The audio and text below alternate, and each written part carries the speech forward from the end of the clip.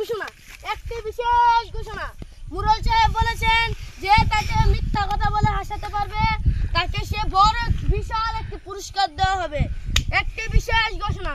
আর যারা অবিবাহিত আছেন তাদেরকে এই সুখবরটা জানিয়ে যায় যে মিথ্যা কথা বলে হাসাতে পারবে তাকে একটি সুন্দর যুবতী কন্যা পুরস্কার দেওয়া হবে।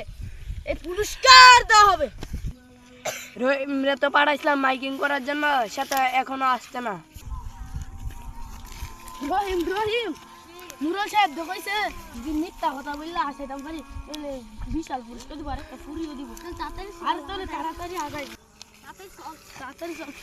মুরল সাহেব আপনি বলে কইছেন আপনারা মিথ্যা কথা হাসাইতে পারলে আপনি বলে পুরস্কার দিবেন। হ্যাঁ বলেছিলাম। ও আচ্ছা, আমি শুরু করলাম।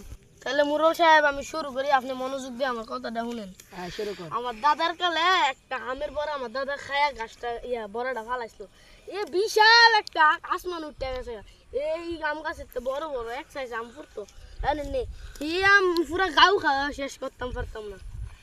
এখন এই গাছটা নিয়ে আমার দাদা কি করছে, দাদা এক রাত ঘুমাইতে গেছে, গাছটা নিয়ে চুরি হয়ে গেছে।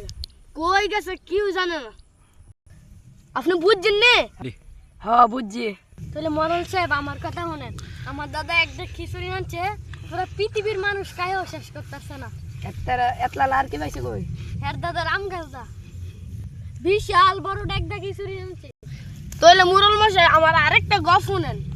আমার দাদার বিশাল একটা ধানের একটা ফ্যাক্টরি আসলো।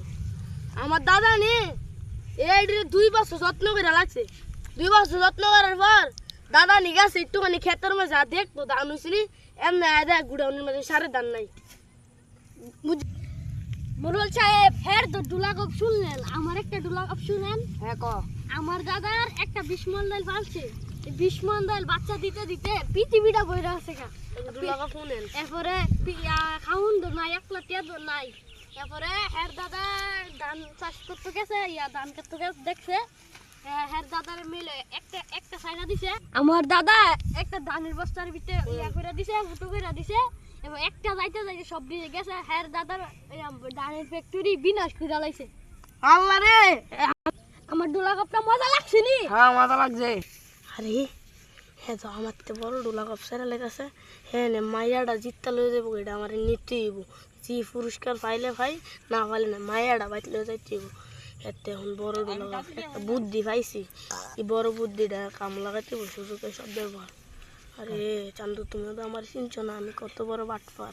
তাইলে মুরল সাহেব আপনি আমার ডোলা কাপ শুনেন। কতাইলে? আচ্ছা কইতাছি।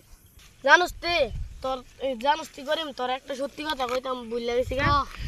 তোর দাদা বাচ্চার একটা আমার দাদা তো 3 লাখ টাকা আনিছিল। তোর দাদা কইছে আমার নাতির তো লইও, বুঝছিস তুই? এই কোনে তোর দাদা তো মইরা গেছে গা। যদি তুই কর, যদি তুই হারস তাহলে তুই মাইয়া আমার দেলা, তাহলে তোর 3 লাখ।